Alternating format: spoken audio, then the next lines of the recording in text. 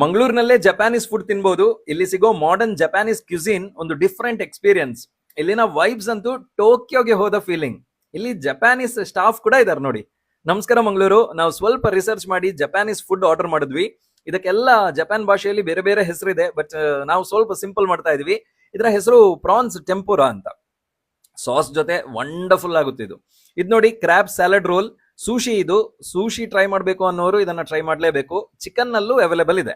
ಇನ್ನು ಮೀಸೋ ರಾಮನ್ ತಿಂದ್ವಿ, great experience. ಯಾಕಂತ ಹೇಳಿದ್ರೆ ಯೂಶುವಲ್ ಫುಡ್ ಗಿಂತ ತುಂಬಾನೇ ಡಿಫ್ರೆಂಟ್ ಇದೆ. ಇನ್ನು ಇದು ನೋಡಿ, Japanese style chicken rice bowl, ನನ್ಬನ್ ಡಾನ್ ಅಂತ ಕರೀತಾರಂತೆ ಇದಕ್ಕೆ. ರೈಸ್ ಸ್ವಲ್ಪ ಸ್ವೀಟ್ ಹಾಗೆ ಖಾರ ಎಲ್ಲವೂ ಮಿಕ್ಸ್ ಇದೆ. ಇನ್ನು ಇದು ತಿಂದು ತಿಂದು ಉಂಟಲ್ವಾ, ಜಪಾನೀಸ್ ಫುಡ್ ಇಷ್ಟ ಆಗ್ಲಿಕ್ಕೆ ಸ್ಟಾರ್ಟ್ ಆಯ್ತು ನಮಗೆ. ಡೆಸರ್ಟ್ ಅಂತೂ chocolate burnt Basque cheese cake delicious ಆಗಿದೆ. ಡ್ರಿಂಕ್ ಅಲ್ಲಿ ಜಪಾನೀಸ್ ಮೇಚಾ ಕುಡಿದ್ವಿ, ಕೋಲ್ಡ್ ಆಗಿತ್ತು. ಜಪಾನ್ ನಲ್ಲಿ ತುಂಬಾ ಕುಡಿತಾರಂತೆ ಇದು. ತುಂಬಾ ಒಂಥರ